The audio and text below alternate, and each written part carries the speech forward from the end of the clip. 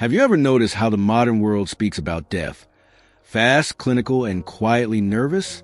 We don't gather around it anymore. We try to sanitize it, outsource it, and if possible, delay it until it no longer feels real. And yet, for the Hadzabe elders of Tanzania, death is not an interruption. It is a continuation, a sacred returning, a lesson whispered, not shouted. You wouldn't find machines beeping in the final moments. You wouldn't find the walls painted white to hide the fear. Instead, you'd find people listening, not to a doctor's chart, but to the breath of the one who is leaving. That's the first truth most modern seniors have forgotten. Death was once an intimate event. Among the Hadzabe, when an elder begins to fade, they are not rushed or hidden. They are brought into the center of the community. The younger ones sit near, not to rescue, but to receive. There is no panic, no false hope, only presence. And in that presence, something rare happens. A peace settles over the process. The elder is not scared. They are not wondering if their life had meaning, because the meaning is happening in that very moment, as every word they say is being remembered. You see, we've been taught to fight death, to see it as the enemy. We medicalize it. We distract ourselves from it. We say things like, at least they didn't suffer, as if the measure of a good death is its invisibility. But to the Hadzabe, there is no such thing as a good death that goes unseen. A good death is one that teaches. Their elders don't whisper apologies or regrets. They speak clearly about what matters. A moment that was misused, a path they took or didn't take, a truth they held that others need to carry forward. And those listening, they don't argue. They don't correct. They just nod. They just absorb. It's a lesson in itself. The elders' final days are a gift, not a problem to solve. In the modern world, we've made death a stranger. We speak around it, not to it. We leave our elders alone in rooms and wonder why they stop speaking altogether. But among the Hadzabe, the final weeks of life are a time of reconnection. It's when children return from the bush. It's when songs are sung slower. It's when food is chewed softer and shared more generously. And maybe that's what we've missed most. Death used to bring us closer. Now, it just scares us into distance. There's a story they tell, one not written down, only passed between voices. It's of an elder who, in his final night, asked for silence. He did not want prayer. He did not want wailing. He simply wanted the sound of the fire and the feel of dirt beneath his hands one last time. He said, I was born into dust. Let me listen to it again. And when he passed, they didn't say he was gone. They said, he'll remember how to leave. Can you imagine that? A culture where death is not a loss, but remembering? That's what our seniors deserve. Not longer lives filled with fear, but fuller endings filled with presence. Perhaps that is why so many seniors today feel a quiet ache inside. Not just fear of death, but fear of being forgotten while still alive, of leaving nothing behind, of dying in a way that doesn't teach anyone anything. But the Hadzabe offer us a different script. Their elders are never irrelevant. Even in stillness, they instruct. Even in weakness, they lead. And when they die, their presence doesn't vanish. It multiplies through stories, through rituals, through the choices others make because of what was once said in a whisper around a fire. So before we go further, let me ask you, when was the last time you thought about death, not with fear, but with the quiet intention to understand it, not to avoid it, but to sit beside it like an old friend who has something to teach? Because if you're willing to listen, the Hadzabe elders still have 4 more truths to share. Not dramatic, not mystical, just deeply human. And they might just change the way you see your own final chapter. The second truth the Hadzabe elders know about death is something the modern world has forgotten how to trust. The body knows when it's time, long before the last breath, long before the silence settles. There's a change, not dramatic, not even visible to outsiders, but felt in the rhythm of the breath, in the way the feet stop wandering, in the way the elder begins to speak less, not from weakness, but from knowing. Among the Hadzabe, they do not use the word dying the way we do. They say instead, he is returning, not to a place, not to an afterlife, but to the beginning of things, to the soil, to the trees, to the breath of the land. And the elders, they don't resist it. They don't fight for more time. They prepare, not with anxiety, but with care. One elder, whose name is only shared through stories, once said, "When you are born, your body sings. When you are ready to die, it listens." This is not just poetry. It is observation. It is the wisdom of a people who watch the body, not with fear, but with respect. In the last weeks of life, the Hadzabe elder does not ask what day it is. He asks where the sun stands in the sky. He asks if the birds are still nesting near the northern trees. He notices which berries are turning dark. And through those signs, he understands himself. Because for them, the body is not separate from the earth. It is a piece of it. And just like the soil dries at the end of the season, the skin begins to release. The appetite fades. The dreams return to childhood. And no one panics. Because this is not failure. It is transition. In modern aging, we often treat the body like a machine, to be fixed, extended, medicated. We delay everything. The discomfort, the conversation, the truth. But in doing so, we delay something else too. The grace that comes with accepting the body's wisdom. When an elder in Hadzabe culture begins to feel this change, they are not isolated. They are invited into more slowness. They are touched more. They are spoken to in ways that don't require answers.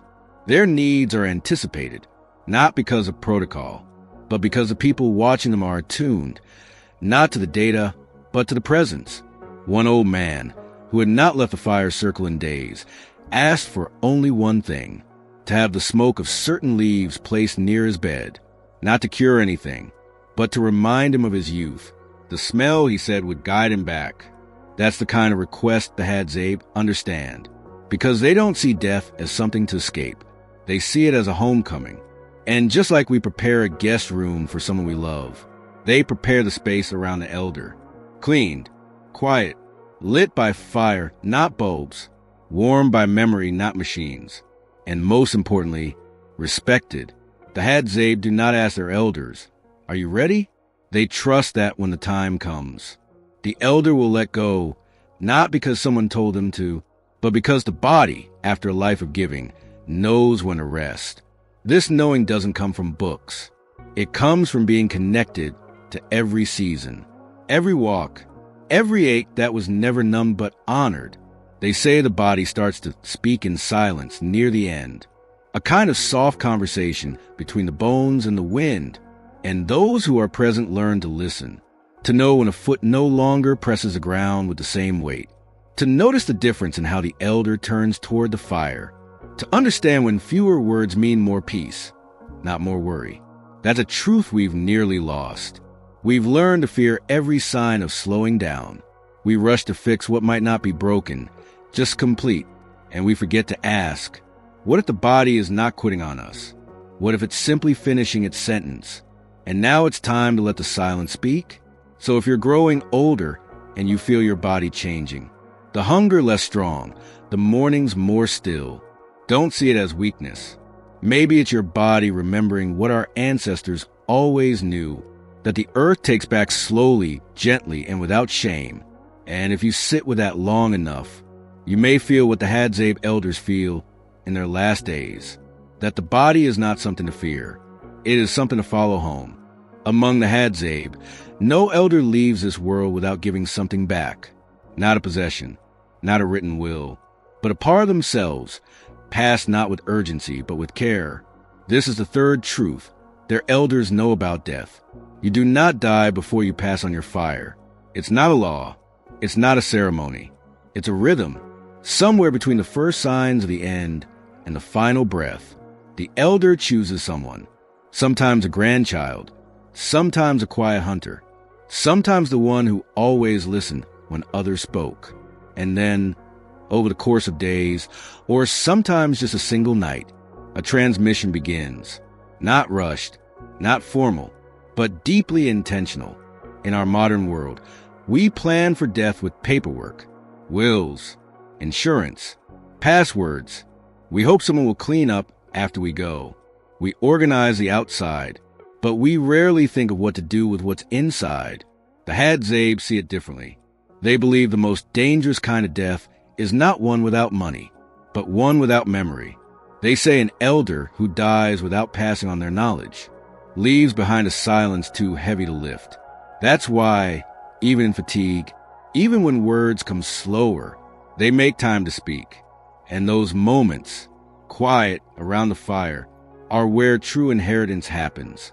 There's a story of an old woman called Emma. She was nearly blind, couldn't walk far, and rarely spoke. But one night, she called for her daughter, and for 2 hours, she told her the names of every plant she could still smell, what it healed, when to pick it, how to prepare it, how to recognize the soil it grew best in. Then she fell asleep. She died 2 days later. That woman's daughter now leads all healing walks in the forest, not because she studied medicine, but because she received her mother's fire. The fire is a metaphor, yes, but it's also real, because among the Hadzabe, fire is what gathers people. It is what feeds. It is what protects. And so, when an elder says, "I give you the fire," what they mean is, I give you what made my life matter, not in titles, not in numbers, but in stories, in songs, in memory that breathes. Seniors in today's world often say they feel invisible, that they still have things to offer, but no one asks. No one sits beside them. No one waits for the story to unfold slowly. And so, the wisdom stays locked inside until it's too late to share. But the Hadzabe build their lives around this moment. The whole community slows down when an elder nears the end. The fires burn longer at night. The younger ones sit closer. And the elder, even if weak, begins to speak. Sometimes only a word. Sometimes a full tale. Sometimes just a name and a gesture. But whatever it is, it becomes part of someone else's life. That's how their culture survives. Not by writing, not by schooling, but by memory transferred with warmth, from breath to breath. We might call this sentimental, but perhaps it's practical. Because what is a life if it ends without touching another? You don't have to be a tribal elder to pass on your fire. You can tell your story to a grandchild. You can write a letter no one expects. You can sit with someone younger and say, "Here's what I learned when I was lost." You can pass on not just advice, but presence, not just knowledge, but the tone of your voice when you believed in something deeply. That is what the Hadzabe have never forgotten. You don't take your wisdom with you. You give it away, piece by piece, until what remains is only peace. When Emma died, her last words were not dramatic. She simply said, "The leaves know I'm leaving." She didn't say this to scare. She said it with a smile because she had done her part. She had spoken what needed to be spoken, and now the world could keep moving. Not without her, but because of her. That's what we've lost, and that's what we can still remember. There is something almost sacred about the way the Hadzabe treat the memory of those who have passed. No gravestones, no marble plaques, no dates etched into metal, but not a single elder is forgotten. That's the fifth truth they've held on to quietly for generations. Death is not disappearance. It's a return to the circle. When a Hadzabe elder dies, the people do not say they are gone. They say, "He has turned to sky," or "She walks now with the wind." Not as metaphor, but as reality. Not in fear, but in trust. Because the Hadzabe do not believe that a person ends. They believe that a person changes form. Their voice becomes part of the evening breeze. Their silence becomes the space between the stories. Their lessons live on, not in books, but in the pauses young people take before they speak. In the modern world, we often struggle with legacy. We try to build names that last.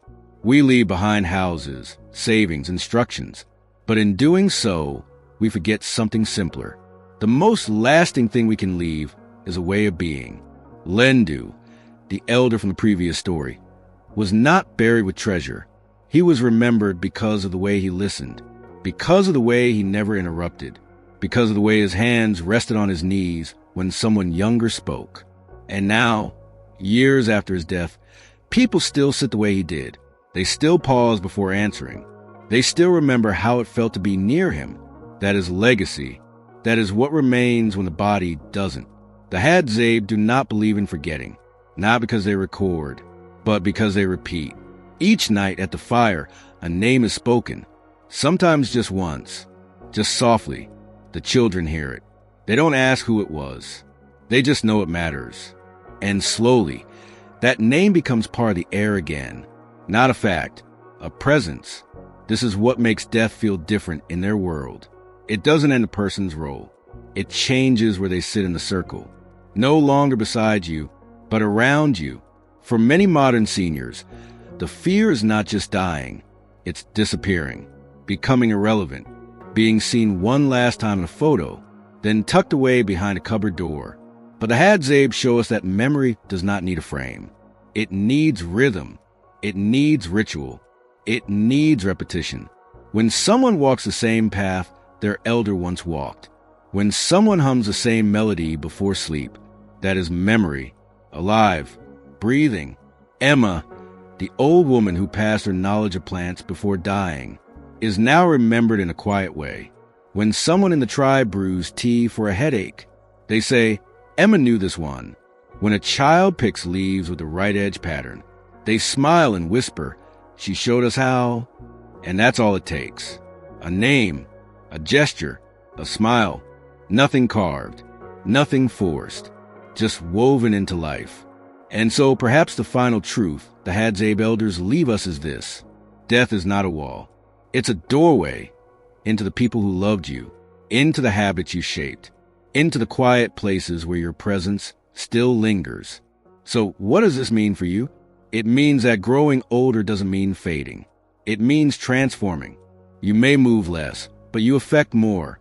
You may speak less, but your silence teaches. You may give less advice, but your example whispers louder than words. And when you're gone, if you've passed your fire, if you've lived with presence, if you've told your stories with care, you will not be erased. You will be remembered in the way someone holds a spoon, in the way they greet the morning, in the way they stay quiet before they answer. That is the kind of death worth preparing for, not because it is feared, but because it is full of meaning. The Hadzabe do not write eulogies. They do not gather in rows of chairs. They gather around a fire, and they let the silence say everything that needs to be said. Perhaps that's the final lesson, not to fear the end, but to make sure that when it comes, you've left enough love behind, that your name doesn't need to be spoken loudly to be felt.